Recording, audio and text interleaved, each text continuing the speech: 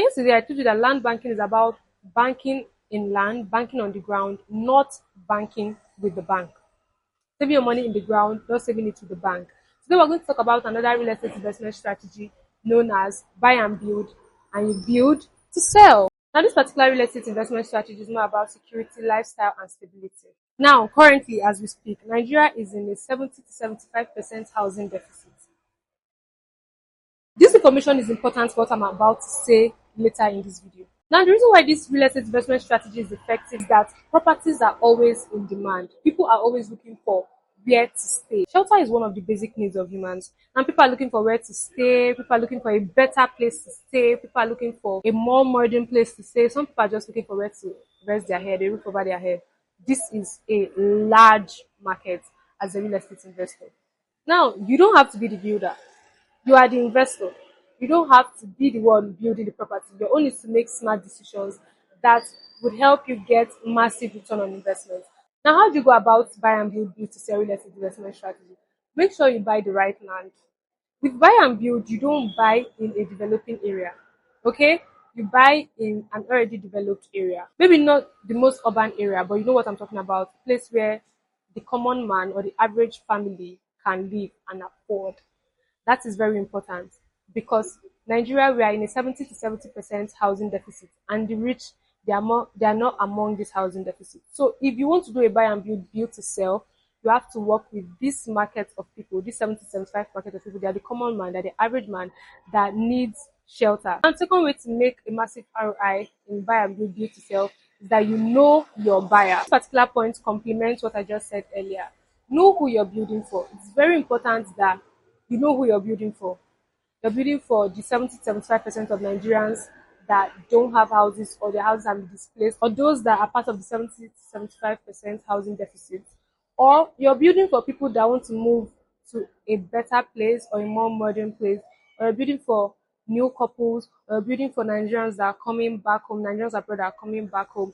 Make sure you know who you're building for. Make sure you know your target audience. After you've brought out and you've drafted out who your target audience is and who you're building for, please make sure that you get the documentation of that property. I feel like I'm going to stop saying this thing, but I can never overemphasize the importance of getting a property. Whichever property that you're staying in, so that tomorrow they cannot come and so that tomorrow the government does not just demolish your house. And make sure that when you're building a residential property, based on the state plan of that particular state you're investing in, you are supposed to be building a residential property there. Don't build a residential property where you're supposed to build a commercial property. These are the things that lead to demolition.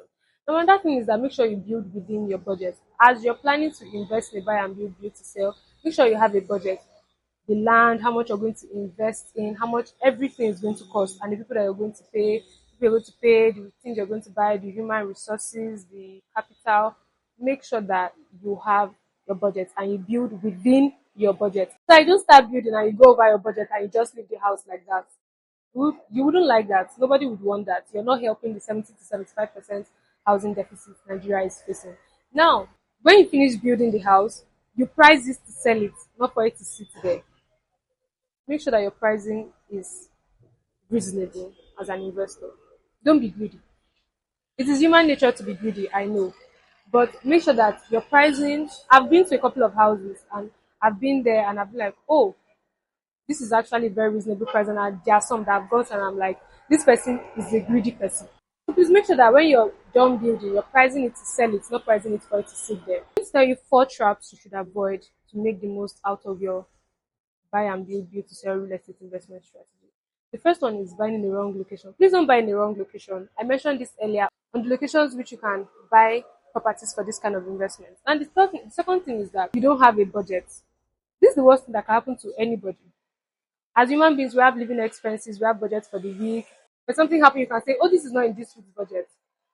When you're building a house, it's a no-brainer. Please make sure you have a budget. So you don't go outside your budget and you leave the house there hanging. And that thing is that make sure you work with reputable, qualified contractors. We don't want substandard houses. You don't want substandard houses. I don't want substandard houses. The people that are going to move into your house don't want substandard houses. It's not good for any of us. It's not good for either of us. Please make sure that you work with reputable, genuine, and qualified contractors. Now, the fourth thing is that you skip market research. You start building without knowing who your target audience is or who you're building for. Even if you're building for you, make sure you know that you're building for you. It's not like you build for somebody else and nobody's buying it. And I say, oh, you want to live here. You might not like the house because let me tell you something. When you're building without a target audience in mind, it's like walking without direction. So please make sure that you have a target audience in mind. Make sure that you know who you're building for. Make sure that you do your market research and you cater for the people that are within your market research. And as always, my name is Blessing Abraham. This is Real Estate with Blessing. I'll see you tomorrow.